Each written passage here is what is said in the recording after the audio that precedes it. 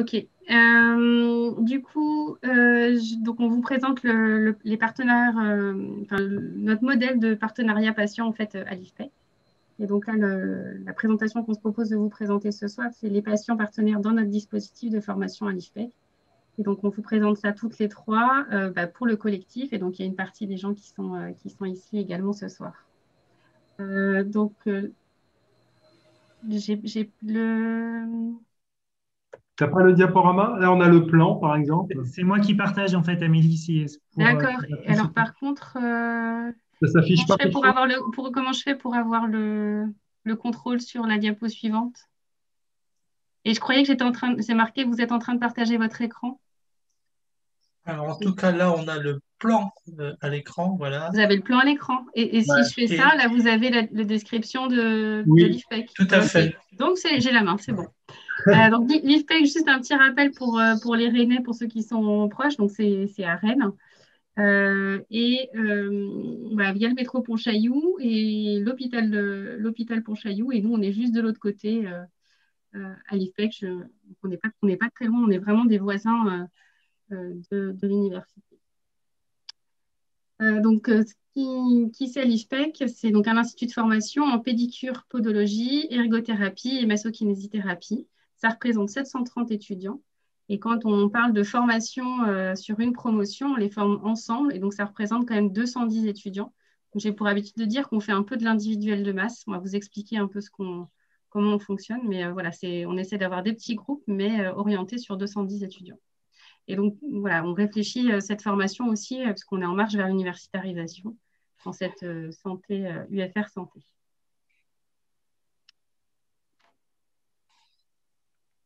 Hop. Alors, qui compose notre collectif? C'est comme ça qu'on aime s'appeler, notre collectif CPEPS. Ce sont des professionnels de santé qui sont formateurs externes et donc qui interviennent à titre ponctuel, des patients partenaires qui aussi interviennent de manière externe et qui interviennent de manière ponctuelle, des formatrices internes. On est 3 coordinatrices pour ce dispositif et on a une assistante de direction aussi qui nous supplée sous le plan logistique et administratif. Et donc le CPEPS, c'est un dispositif qu'on a appelé comprendre la personne et promouvoir la santé.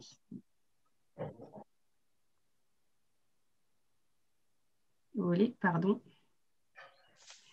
Donc le collectif CPEPS, donc l'idée c'est de co-construire, co-animer, animer et co-animer, et d'évaluer et co-évaluer tout au long du dispositif de formation. Donc, on fait vraiment tout en partenariat avec les patients, intervenants extérieurs, mais aussi avec les intervenants extérieurs, les professionnels de santé, enseignants également. Et alors, je pense que j'ai dû enchaîner. Je ne sais pas si Émilie et Justine, je ne vous vois pas. Ouais, tu me J'ai vois. mangé le diapo. On te suit, Amélie, il n'y a pas de problème. D'accord.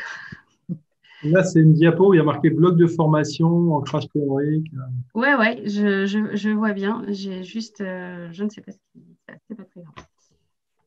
Ça va se faire. Donc, c'est quoi le CPEPS de manière concrète? C'est un bloc de formation transversal, donc entre les filières kiné, ergo, podo, tout au long de la formation, parce que ça se passe sur plusieurs années. On est parti de la troisième année, puis on est descendu sur la deuxième et on fait aussi également sur la première année. Donc, finalement, c'est un dispositif qui se déploie de la première à la troisième, voire la quatrième année. Donc, avec des ancrages théoriques forts qui sont la promotion de la santé. Donc, c'est une approche globale et positive de la santé. Ça, c'est important pour nous. Et sur le modèle de partenariat de Montréal. Et on a une approche donc par compétence de la formation. L'idée, c'est d'être justement, unité d'enseignement dont on parlait tout à l'heure. Alors, vraiment, cette approche par compétence. Et donc, on va intervenir sur plusieurs unités d'enseignement.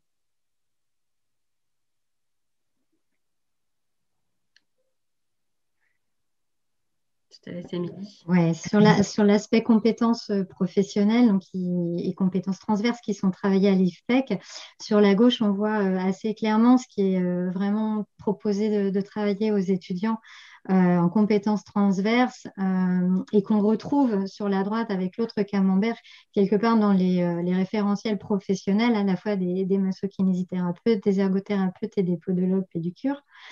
En compétences transverses, en gros, ce qui est travaillé en cadre du CPEPS, pardon, c'est l'esprit critique, la communication, la collaboration, l'éducation à la santé et la créativité qui fait partie du modèle théorique sur lequel on s'est basé pour retrouver et synthétiser ces compétences. C'est vrai qu'on le travaille vraiment autour de la question notamment de l'éducation à la santé, de la pédagogie, des outils utilisés et de l'approche aussi de la relation partenariale soignant-patient. Et donc concrètement, de passer de cette approche par compétence, concrètement, comment elle se déploie sur le terrain. C'est un dispositif de formation-action où on mélange quelques apports théoriques, beaucoup d'expérientiel et une action sur le terrain. Et donc pour ça, on a le service sanitaire donc, qui est noté CESA ici, que vous pouvez voir là, qui est une fabuleuse opportunité pour les étudiants d'aller expérimenter hors contexte de soins, des actions de promotion de la santé. Et donc, voilà, en rouge, c'est ce qu'on va affilier de manière privilégiée au service sanitaire, mais qu'on va pouvoir réinvestir également dans l'éducation thérapeutique, puisque l'éducation thérapeutique fait partie de l'éducation à la santé, de la promotion de la santé, tel qu'on le perçoit dans notre collectif. Qu'on l'aborde à l'IFPEC. Et donc, on les forme vraiment à cette conduite et à l'animation de projets en promotion de la santé de manière générale. On fait aussi également un lien avec la recherche, où finalement, les compétences qu'on souhaite leur faire acquérir en entretien pour mener des entretiens de recherche, leur capacité à mener aussi, à construire des questionnaires, sont réutilisées et réinjectées. Il y a des allers-retours entre cette formation à la recherche et la formation au service sanitaire et à l'éducation thérapeutique, qui nous permet aussi d'avoir plusieurs niveaux d'expérience, et c'est ce qu'on va commencer l'année prochaine à faire des niveaux où on va pouvoir réinvestir la notion d'entretien, travailler cette compétence d'entretien en expérimentant plusieurs fois cette formation, d'abord sur l'entretien de base, puis ensuite sur le bilan éducatif et enfin sur la recherche. Donc on crée comme ça un continuum d'amélioration des compétences.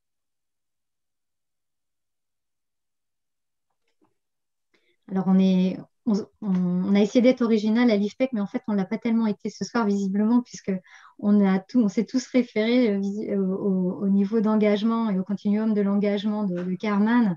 C'est vrai que ça nous semblait un petit peu évident pour vous montrer comment on s'investit en tant que patient à l'IFPEC, à la fois sur un niveau d'information, comme ça a été très bien décrit, notamment par Maud et les collègues de la première intervention, la consultation, qui est aussi quelque chose qui se pratique à l'IFPEC, la collaboration, donc un degré un peu supérieur sur des tâches précises.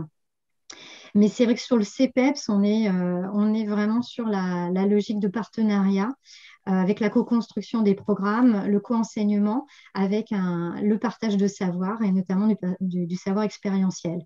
Et à ce niveau-là, pour y parvenir, l'IFPEC vraiment tient et offre de la formation et de l'accompagnement aux patients qui s'investissent à ce niveau-là de partenariat.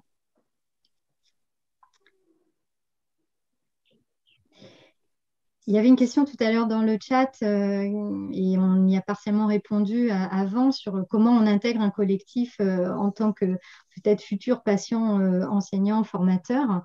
Bien, l'IFPEC, l'expérience, c'est que ça passe via les réseaux de patients partenaires, de l'interconnaissance entre les patients partenaires, qu'ils soient formés à l'ETP ou pas. Il y a du repérage aussi ou de la connaissance de ce qui se pratique à l'IFPEC lors des formations aux 40 heures. Le CPEPS et notre collectif aussi se fait connaître dans le cadre des réseaux associatifs, des groupes de travail, interassociations ou inter-institutions, notamment autour de la question du partenariat. Donc, c'est des moyens aussi pour les patients de se faire connaître pour indiquer qu'ils sont intéressés par ce type de projet. Et puis, il y a aussi directement contacter Amélie à l'IFPEC qui est possible pour poser des questions sur le collectif et puis, pourquoi pas, s'y investir. Comment ça se passe de manière très résumée? En tout cas, on l'a vécu un peu tous comme ça. Il y a un premier entretien de rencontre avec l'équipe, une partie de l'équipe de l'IFPEC.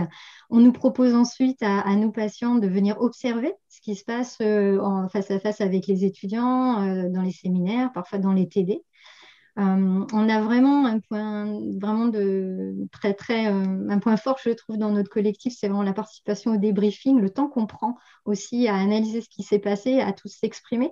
Et là, avant de démarrer, eh bien, on est aussi associé à ces débriefings. Et puis après, on met en proposition en tant que patient pour savoir si c'est une démarche qui nous convient, si c'est quelque chose qu'on se sent de faire, sachant qu'il y a aussi tout un accompagnement, une formation qui nous est proposée. Il vous reste 5 minutes. On est bon, on est bon. Très rapidement, mais ça a été souligné avant, donc je ne m'étendrai pas non plus. L'accompagnement et la formation, ça a été vraiment souligné comme un atout lorsqu'on s'engage en tant que patient enseignant, patient formateur.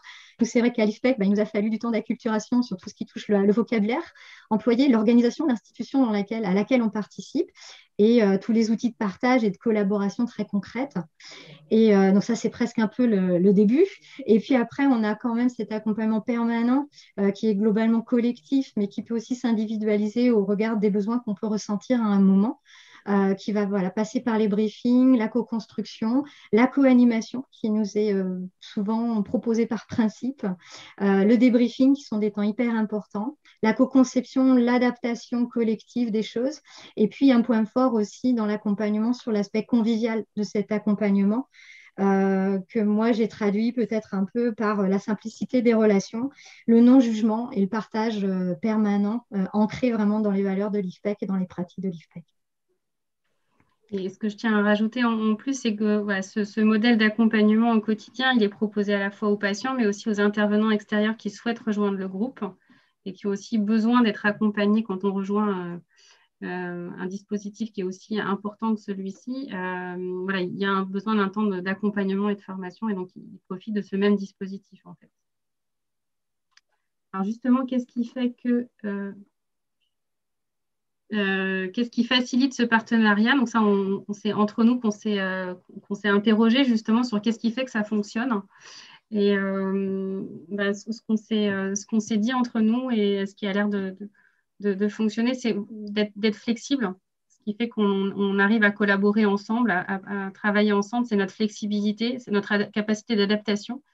Donc c'est vrai que ça s'adresse aussi à des gens qui peuvent aussi s'autoriser à essayer, qui peuvent être dans le lâcher-prise aussi. Je pense qu'il faut avoir une certaine confiance en soi et en l'autre, être à l'aise avec la notion même de collaboration. Après, sur les facteurs un peu externes, on a notre autonomie, c'est-à-dire que notre collectif fonctionne de manière à peu près autonome. On a une mission qui nous est donnée par l'IFPEC, mais globalement, on peut s'organiser comme on le souhaite. On peut travailler aussi à partir de nos expériences et de nos affinités.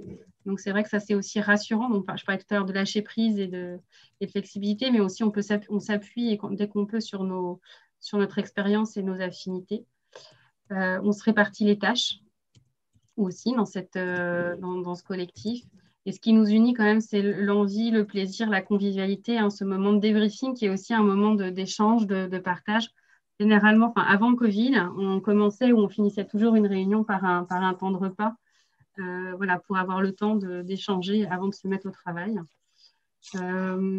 Et puis, on a une certaine liberté dans cette autonomie aussi. Ce qui est associé, c'est cette liberté qu'on se donne, cette créativité.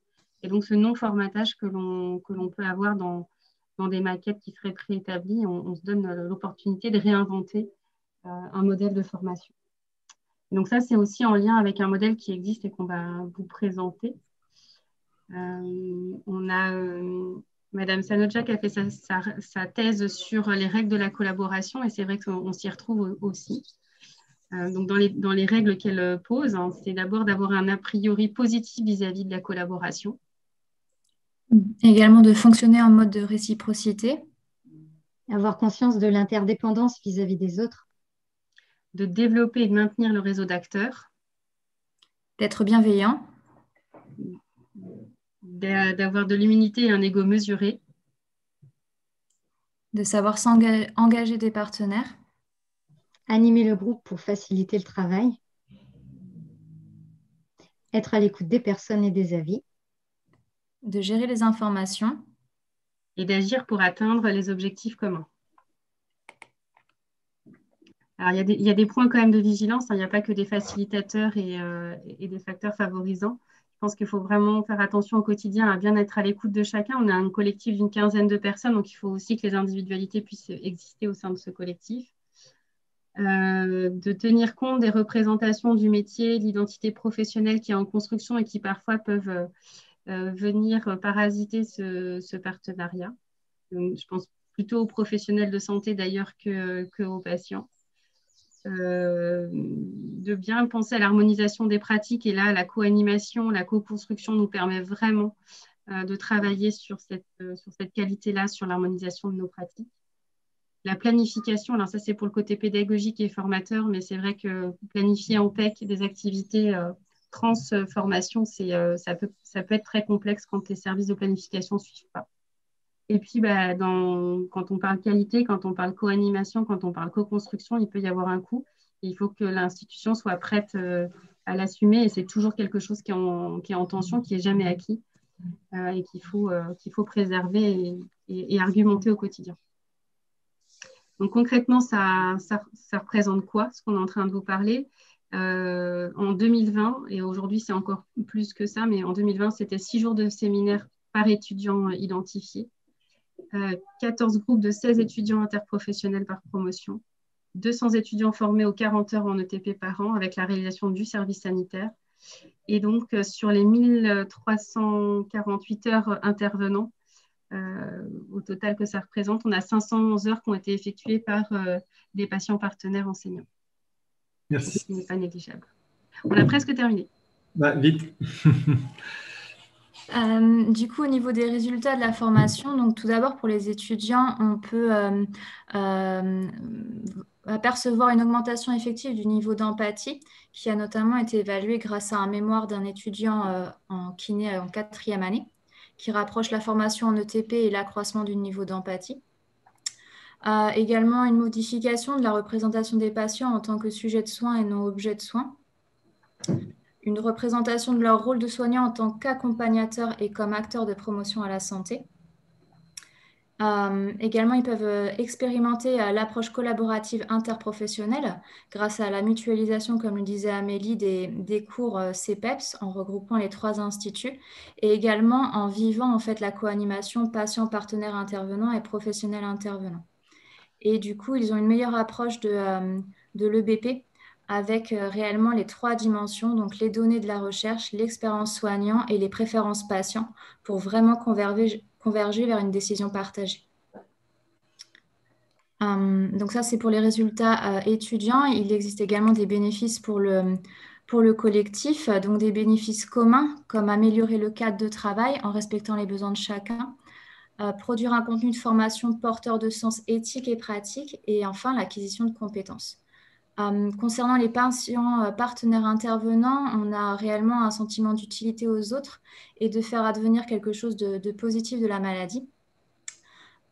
Et concernant les professionnels intervenants, il y a un centrage des exigences pédagogiques vers le patient. Mais tout cela n'aurait pas de sens si on ne parlait pas des patients usagers. Donc, pour être centré réellement patient-usager, donc il y a une augmentation...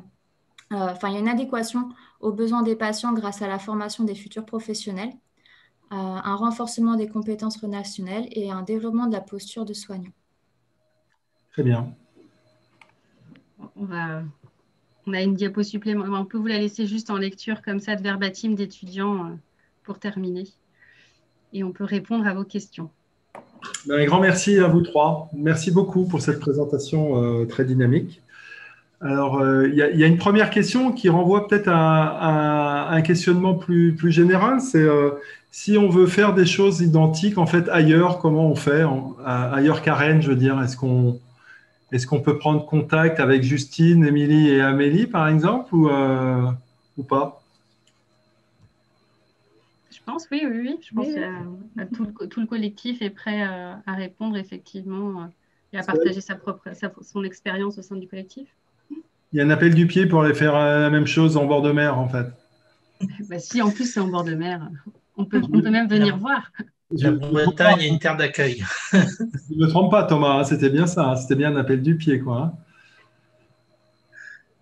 Alors, il y a également d'autres questions, notamment, ces questions auraient pu être posées à d'autres participants, mais c'est arrivé sur vous.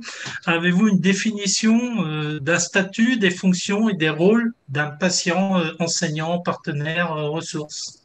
Alors, ce sera de votre point de vue, bien évidemment. Je vous laisse répondre. Vas-y, Émilie. Ah, sympa. Allez, collectif. Je sais pas, je repense au modèle Evidence-Based Practice où on a la notion de préférence des patients. Je crois que, je sais pas s'il y a une définition à donner. Je pense que c'est surtout, en tant que patient, se sentir bien dans ce qu'on s'engage à faire. Et on voit qu'on est fortement accompagné pour le faire. Donc, c'est vrai qu'en tant que patient, on peut sentir l'envie d'intervenir, l'envie d'être utile, etc. Mais il faut aussi pouvoir se sentir en mesure de le faire. Donc, je ne saurais pas donner forcément de définition, mais je crois qu'on a dit beaucoup de choses ce soir dans la complémentarité, dans la co-construction, dans le respect, le droit à l'erreur. Voilà, moi, c'est un peu surtout ça que je retiens et peut-être l'individualisation de ce qu'on construit avec chaque structure et avec chaque équipe à partir du moment où on se dit bien les choses, ce qu'on attend de nous et nous, ce qu'on veut faire ou ce qu'on se sent capable de faire ou pas faire. Donc, j'aurais du mal à donner une définition globale pour ma part. Alors, Amélie, Justine, comment vous voyez les choses? Ou peut-être vous rejoignez purement et simplement Émilie? Moi, je rejoins purement et simplement Émilie. Et quel collectif! C'est ça. Oui, non, je pense que oui, Émilie l'a très bien dit je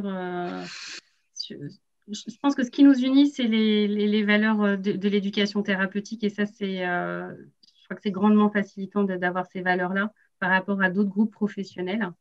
Et dans ces valeurs-là, il y a le respect de l'autre dans sa différence également et donc d'aller à la vitesse que l'autre. Mais encore une fois, je trouve que c'est vrai pour les patients, mais c'est vrai aussi pour les professionnels qui font partie du collectif, d'être capable de les accompagner et de les former aussi quand ils ne le sont pas, pour rentrer pleinement dans la démarche. Donc, il y a une individualisation.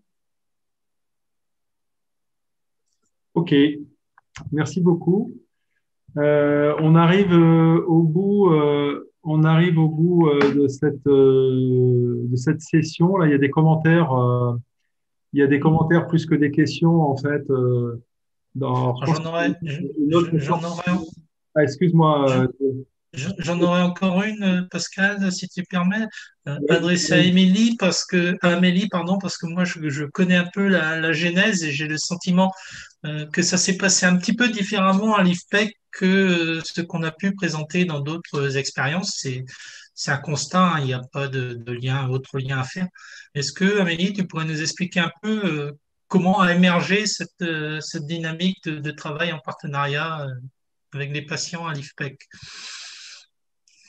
Comment ça a émergé?